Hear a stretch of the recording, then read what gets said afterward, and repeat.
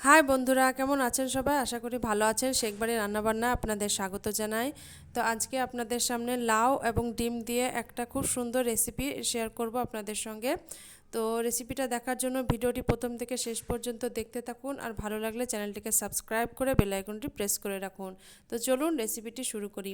তো এখানে একটি পাত্রে আমি লাউ কেটে ধুয়ে পরিষ্কার করে নিয়েছি, আর লাউ আর আলুগুলোকে এরকম কিউব করে কেটে নিয়েছি। আর এদিকে ওভেনের মধ্যে কড়াই বসিয়ে দিয়েছি, আর কড়াইয়ে আমি প্রথমে ডিমগুলোকে ভেজে নেব। তো কড়াইয়ের মধ্যে দিয়ে দিলাম সরিষার তেল। তো তেল গরম হয়ে গেছে। এখন একটা ডিম আমি ভালো করে ফেটিয়ে নিয়ে কড়াইয়ের মধ্যে দিয়ে দিলাম। এখন ডিমটাকে এরকম ভাঁজ করে উল্টে ভাঁজ করে আমি পিস পিস করে কেটে নেব।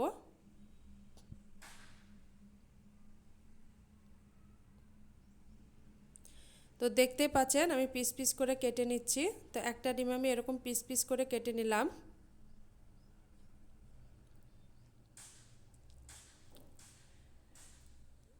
এখন ডিমগুলোকে একে একে উঠিয়ে নিচ্ছি।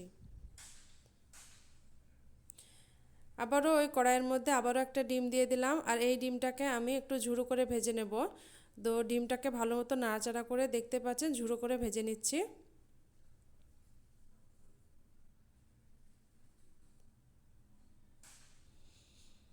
তো ডিমটাকে ঝুড়ো করে আমি ভেজে উঠিয়ে নিলাম। এখন ওই কড়াইয়ের মধ্যেই আমি দিয়ে দিচ্ছি পরিমাণ মতো সরিষার তেল।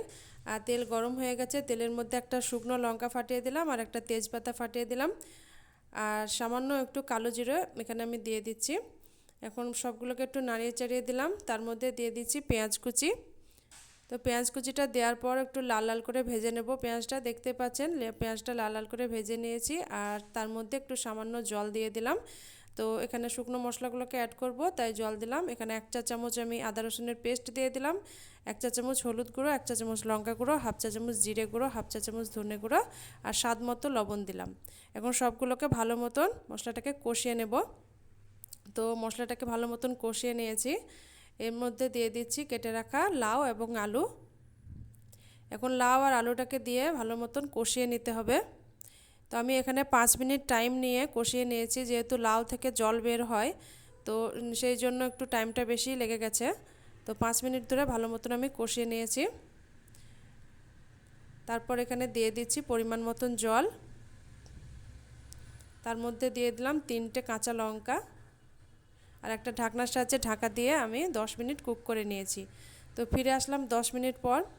তো দেখতে পাচ্ছেন জল জল কিন্তু অনেকটাই ঠিক হয়ে গেছে। আর আমি একটা খুন্তির সাহায্যে আপনাদেরকে দেখিয়ে দিচ্ছি যে সব সবজিগুলো কিন্তু সেদ্ধ হয়ে গেছে। আলুটাও সেদ্ধ হয়ে গেছে, আর লাউও সেদ্ধ হয়ে গেছে। তো এই পর্যায়ে আমি ঝুড়ো করে রাখা ডিমটা দিয়ে দিচ্ছি। তো ঝুড়ো করে রাখা ডিমটা দেওয়ার পর আবারও একটু খুন্তির সাহায্যে নাড়াচাড়া করে দিচ্ছি।